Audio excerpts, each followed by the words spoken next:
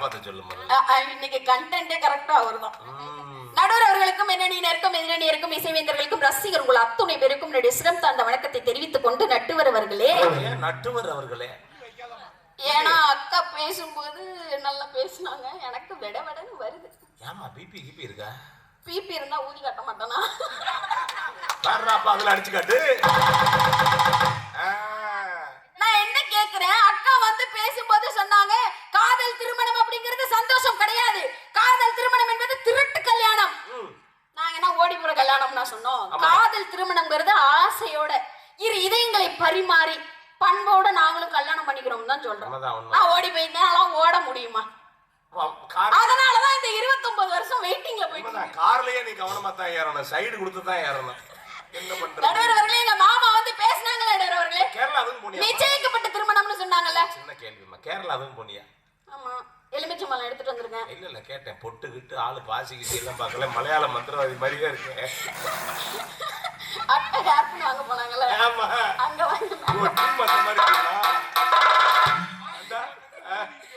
நான் என்ன கேக்குறேன், 29 வருஷம் நான் ஏன் கல்யாணம் பண்ண? நான் என்ன கேக்குறேன் தெரியுமா நடுவர் அவர்களே, என் காதல் ஏன் 29 வருஷம் வரைக்கும் ஜவ்வு மாதிரி இழுத்துச்சு? பிறந்ததுல இருந்து ஆரம்பிச்ச காதல் அதனால இழுக்குது. இல்ல நடுவர் அவர்களே, நான் காதலிச்சாலும் என் பெத்தவங்க சம்மதத்தோட கல்யாணம் பண்ணிக்கணும்னு சொல்லிட்டு இன்னைய வரைக்கும் என் காதலையும் மாத்தல, என் காதலனையும் நான் மாத்தல.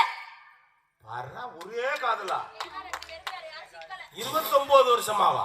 29 வருஷமா இல்ல 4 வருஷமா தான். ஏன்னா நான் பிறந்ததுல இருந்து அவ காதலிக்கிறேன். ஆமாமா, நானும் தான் 29. நடுவர் அவர்களே, என்ன நான் காதலிக்கிறவர் வந்து கார் ஓட்டுறார். இது கார் ஓட்டுறார்.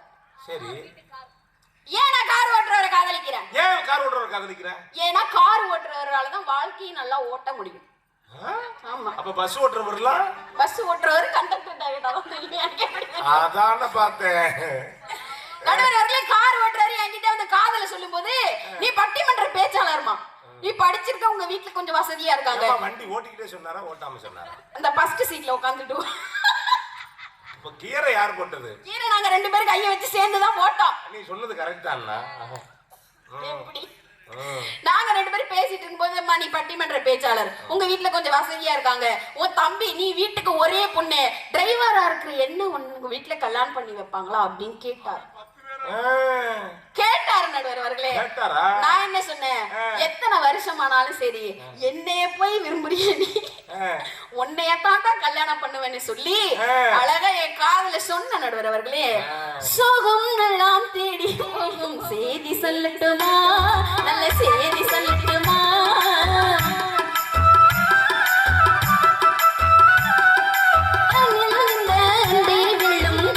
சொல்லட்டுமா, மொத்தை பற்றி சொல்லட்டுமா, ஒத்தையடி பாத அது தேரும் வரும் நாள, ஒத்தையடி பாத அது தேரும் வரும் நாள, எல்லாம் நாளை மாறிவிடும் நிலவும் கூட பூமி வரும், எல்லாம் நாளை மாறிவிடும் நிலவும் கூட பூமி வரும்.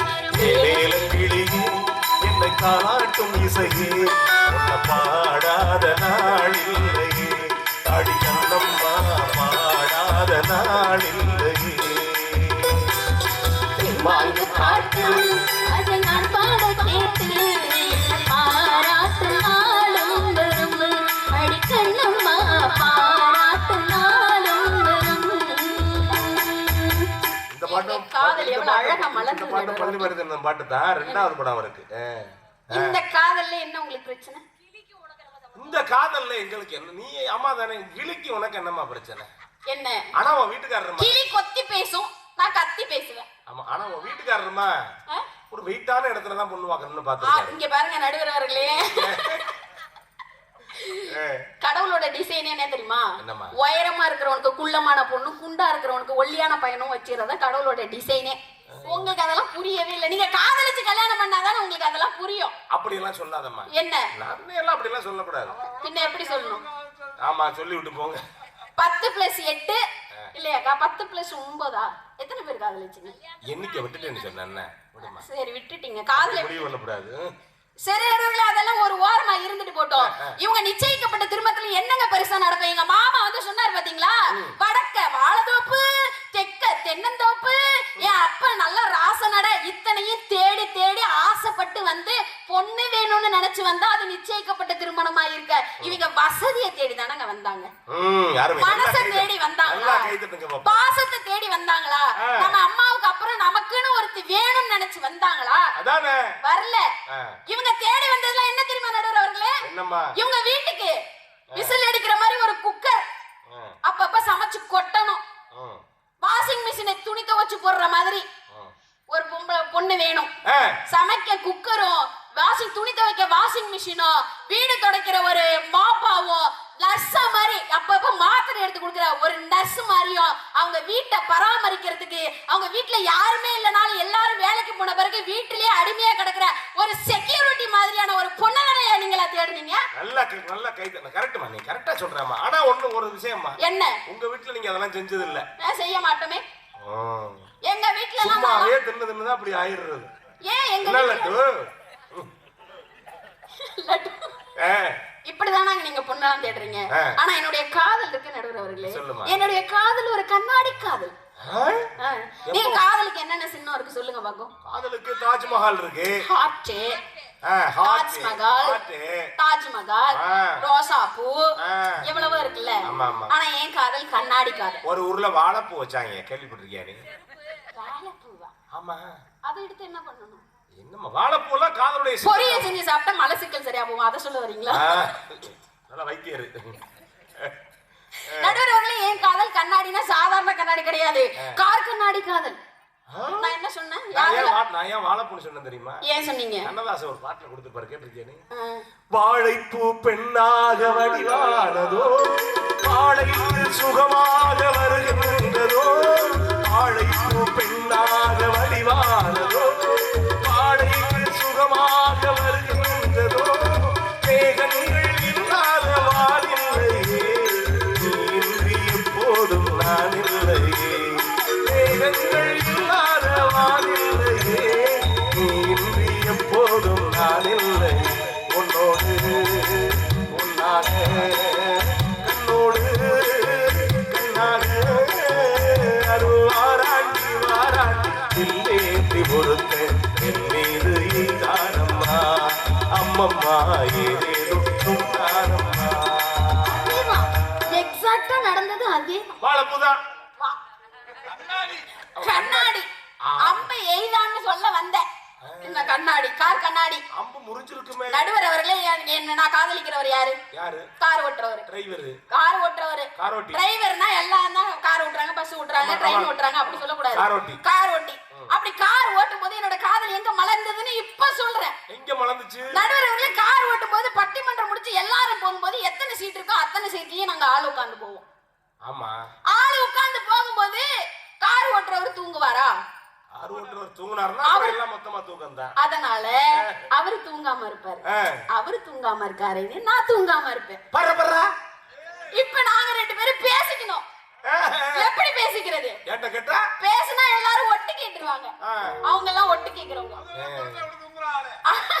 அவங்க எங்க மாமாக்கு தெரியாத கதையா? அவங்க எல்லாம் ஒட்டு அவருக்கு எல்லாத்தையும் பார்த்தால் தானே அவங்க எல்லாம் ஒட்டு கேட்டுருவாங்களேன்னு சொல்லிட்டு கார் கண்ணாடியில அவர் கண்ணை பார்க்க, அவரு கண்ணை நான் பார்க்க, ஏன் கண்ணை அவர் பார்க்க.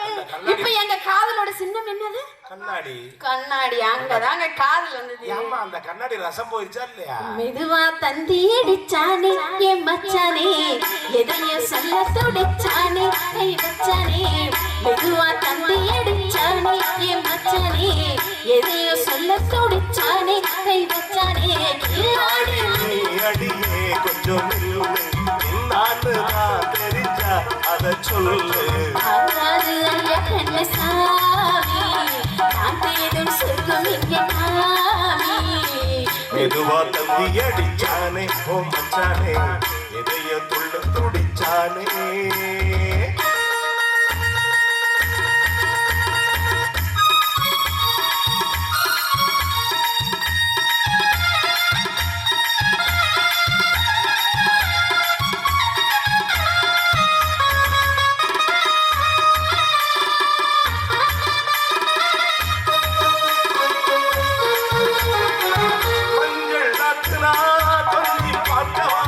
கொஞ்சம் ஆசையில் இன்னும் கேட்கவா,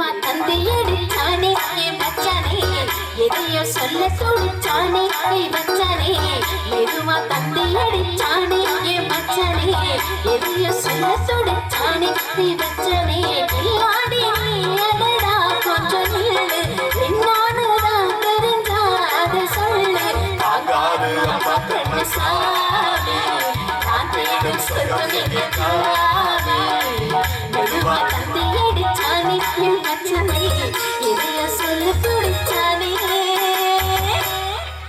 அருமை அருமை அருமைமா அருமைமா அருமைமா. ஏமா எப்படி இருக்கு என் காதல்? அந்த வண்டி சைலன்சர்ல போக வரலன்னா வண்டியை மாத்திட்டா வண்டியை தான் மாத்தி அதோட விட்டுக்க அதோட விட்டுரு. அதான் வாழ்க்கையில நான் வாழாம இருக்கணும்னா ஆமா என்ன லட்டு நடுவர் அவர்களே நீங்க சொல்றீங்களங்க லைசென்ஸ் 10 வருஷம் தான் நிச்சயிக்கப்பட்ட அக்கா வந்து பேசும்போது அழகா சொன்னாங்க. அன்லட்சுமி அக்கா ரொம்ப அழகா சொன்னாங்க. எங்க அப்பா அம்மா சந்தோஷப்படுவாங்க, எங்க அப்பா அம்மா சந்தோஷப்படுவாங்க. பொண்டாட்டிக்கு ஆசைப்பட்டு ஆசைப்பட்டு அவ என்ன ஆசைப்படுறான்னு கேட்டு கேட்டு செய்யறதுல ஒரு சந்தோஷம் இருக்குன்னு சொன்னாங்க.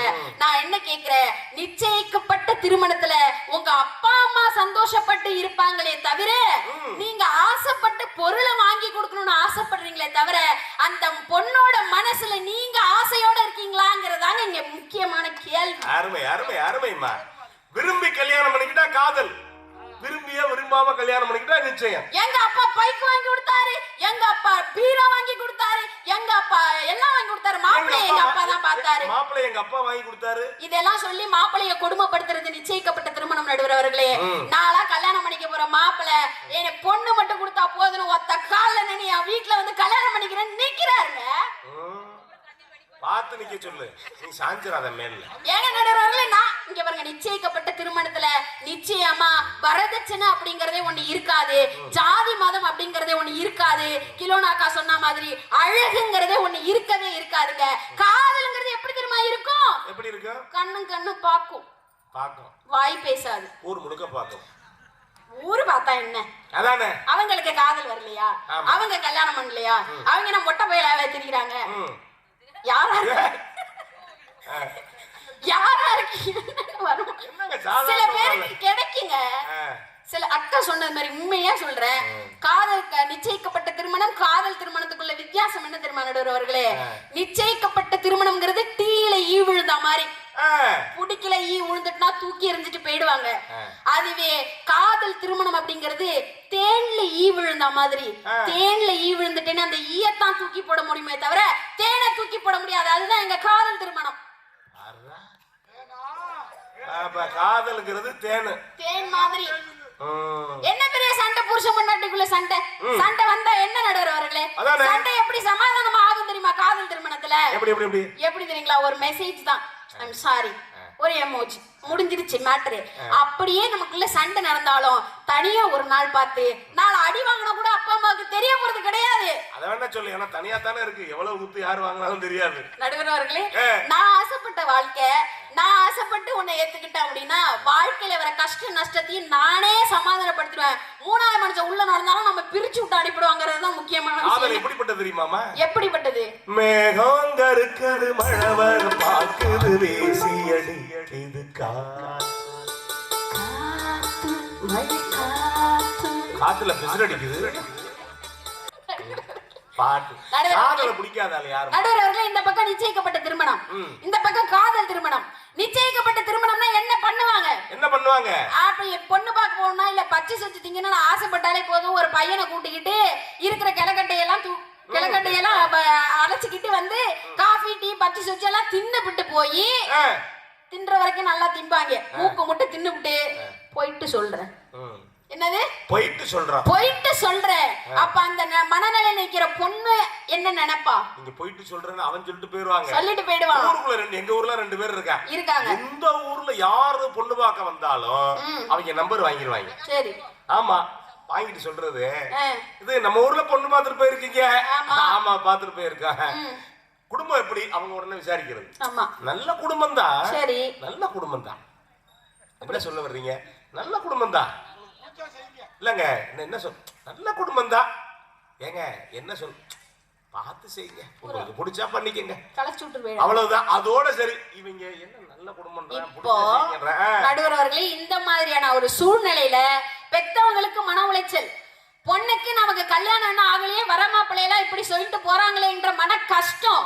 இதுல எக்கச்சக்க செலவு வேற, கடனை வாங்கி இவங்களுக்கு பச்சை சொச்சு டீ எல்லாம் கொண்டு கொடுத்துட்டு இருக்கோம்.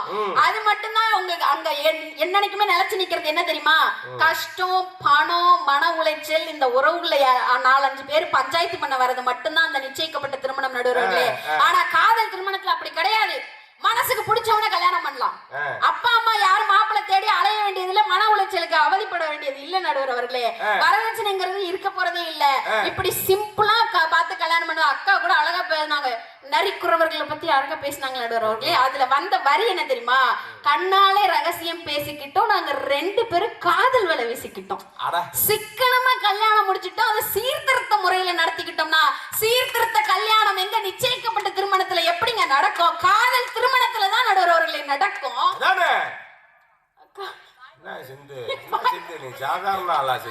நிச்சயிக்கப்பட்ட திருமணத்துலதான் நடுவர்களே நடக்கும். இல்ல இங்க பாருங்க, காதலிக்கிறதுலயே பக்கம் பக்கம்னு காதலிக்கிறது வேணா உங்க காமத்துக்கான வர காதலா இருக்கணும். ஆனா தூரத்துல இருக்கிறவுடைய காதல் எவ்வளவு அழகான காதல் தெரியுமா நடுவர்களே? நானா மாப்பிள்ளை தெரியும். ஆமா, நான் இங்க இருக்கிற என் பட்டாம்பூச்சி புதுக்கோட்டையில பறக்குது 4 வருஷமா. அது பறக்கிறது பரவாயில்ல, அப்படி பறந்துகிட்டு இருக்கு. கொஞ்சம் பார்த்து விடு. இங்க பாருங்க, நிச்சயிக்கப்பட்ட திருமணம்னா பொண்ணை பாக்குறதுக்காக மாப்பிள்ளையும் மாப்பிள்ளை குடும்பமும் வந்துட்டு இருப்பாங்க. ஆனா காதல் திருமணத்துல நான் எங்க அம்மா வளைச்சிட்டு மாப்பிள்ளைய பார்க்க போனேன். என் மாமாவுக்கு கூட தெரியும். நீ ஆளு கொஞ்சம் வித்தியாசமான ஆள் தான், செஞ்சிருப்பேன். போனா இல்லையா மாமா? சாட்சிக்கு இருக்காங்க அவருங்க. அப்படி போகும்போது போயிட்டு வந்து மாப்பிள்ளைய பிடிச்சிருக்கான்னு எங்க அம்மாட்ட கேட்டு பிடிச்சிருக்குன்னு சொன்னாங்க. திரும்பி வரும்போது எங்களை பஸ் ஏத்தி விட்டாரு. பஸ் ஏத்தி விட போகும்போது அதே மாதிரி என்ன சொன்னாரு? கிலோனாக்காக சொன்ன மாதிரி 4 முழம் மல்லிகைப்பூ வாங்கி ஒரு பந்தா கொடுத்தாரு. எனக்கு இருக்கிறது எவ்வளவு முடி? முடி ஓகே, ஆளு சைஸுக்கு பத்தாது. முடிக்குதான் பூ, ஆளுக்கா பூ? ஆளுக்கு பூனா அது வேற. முடிக்கு பூ வாங்கி கொடுத்தாரு நடுவர் அவர்கள். இன்னைக்கு நம்ம ஊருக்கு போயிட்டு வரோம், ஒருத்தவங்க பூ வாங்கி கொடுத்தாங்கன்னா வீட்டுக்கு போனோடனே சாமி படத்துக்கு போடுவோம். அப்பா பக்கத்துல இருக்க அக்கா தங்கச்சி கொடுப்போம், நம்ம சொந்தக்காரங்க கொடுப்போம், அம்மாவை வச்சுக்க சொல்லி கொடுப்போம். ஆனா நான் என்ன தெரியுமா செஞ்சேன்? 4 பந்து பூவையும் ஃப்ரிட்ஜில 4 மாசமா 2 பூவா எடுத்து தலையில ஆசையோட வச்சுக்கிட்டேன். ஏன் தெரியுமா? வாங்கி தந்த மல்லிகைப்பூ அது தானகத்தான் தந்ததம்மா புல்லரிப்பு. நான் சமைச்சா வாங்கி தந்த மல்லிகைப்பூ அது தானகத்தான் தந்ததம்மா புல்லரிப்பு. ஆசை மனசு தோண்டி அது மாமன் மனசு தோண்டும். அடி பேச்சியம்மா மாரியம்மா சேர்ந்துக்கும் மேரி, என் மாமனுக்கு தூது விட்டு பார்த்துக்கும் மேரி. அடி ஆசை மச்சா வாங்கி தந்த மல்லிகைப்பூ தானகத்தான் தந்ததம்மா புல்லரிப்பு.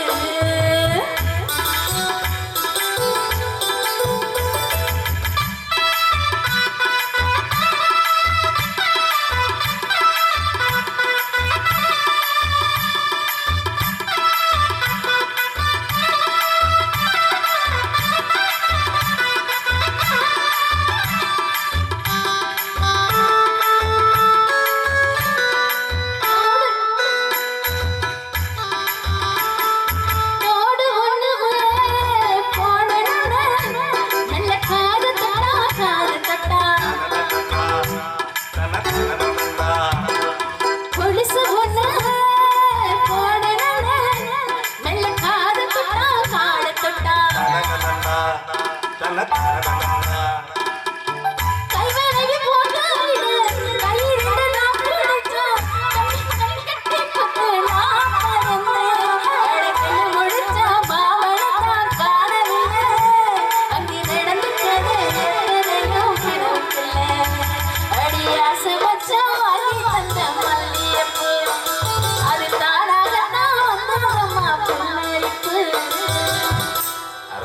எவ்வளவு அழகான காதல் நடுவரவர்கள் எங்களுடைய காதல். 6 வருஷமா வச்சுக்கிட்டு தெரியக்கூடாது. புடிங்கி யாருக்கு கொடுக்கிறதுக்கு மனசு வரல. அதுதான் டிஸ்டன்ஸ் லவ். அது என்ன லட்டா? அதுதான் டிஸ்டன்ஸ் லவ். தெரிஞ்சுக்கங்க நடுவரவர்களே. அக்கா சொன்ன மாதிரி பார்க்குக்கு போனேன், பீச்சுக்கு போனேன், அங்க போனேன், எங்க போனேன், தியேட்டர் போனேன்னு சொல்லிட்டு இருந்தா அழுத்து போன காதலா இருக்கும். அது 4 நாள்லயே 4 மாசத்துலயே முடிஞ்சு போயிருக்கும். என் காதல்ல ஒண்ணுமே நடக்கல, அதான் 4 வருஷமா எடுத்துட்டு போயிட்டு இருக்கு. ஏதாவது ஒண்ணு நடந்தா தானே ஏதாவது ஒண்ணு நடக்கும். நடுவர் அவர்களே, நிச்சயிக்கப்பட்ட திருமணத்தை விட அவர் காதலித்து அவர் என்ன ஸ்கிரிப்ட் எழுதல போல இருக்கு ஆளு. நிச்சயிக்கப்பட்ட திருமணத்தை விட காதலித்து மனதிற்கு பிடித்து பெற்றவர்களோட ஆசையுடன் நடத்தப்படக்கூடிய கல்யாணம் வாழ்க்கை முழுக்க நீடிக்கும்னு ஏன் தெரியுமா சொல்றேன்? நான் வாழ்க்கையில தோத்து போனாலும் நான் ஏதாவது கல்யாணம் பண்ணி எனக்கு ஒரு பிரச்சனை வந்துட்டுனா நிச்சயிக்கப்பட்ட திருமணம் வந்தா நீ பார்த்து வச்சதானே நீயே பார்த்துக்க அப்படின்னு சொல்லிட்டு போயிடுவாங்க. அதுவே காதலித்த திருமணம்னா நான் ஏற்படுத்திக்கிட்ட கல்யாணம் வாழ்க்கையில எப்படியாவது நம்ம ஜெயிக்கணும்ன்ற உத்வேகத்தை கொடுக்கறதே காதல் திருமணம் தான். நடுவர் என்னங்க பெருசா பேசுறீங்க? கனவோடு சில நாள் நனவோடும் சில நாள் உறவில்லை பிரிவில்லை தனிமை பல நாள். கனவோடு சில நாள் நனவோடும் சில நாள் உறவில்லை பிரிவில்லை தனிமை பல நாள். மழை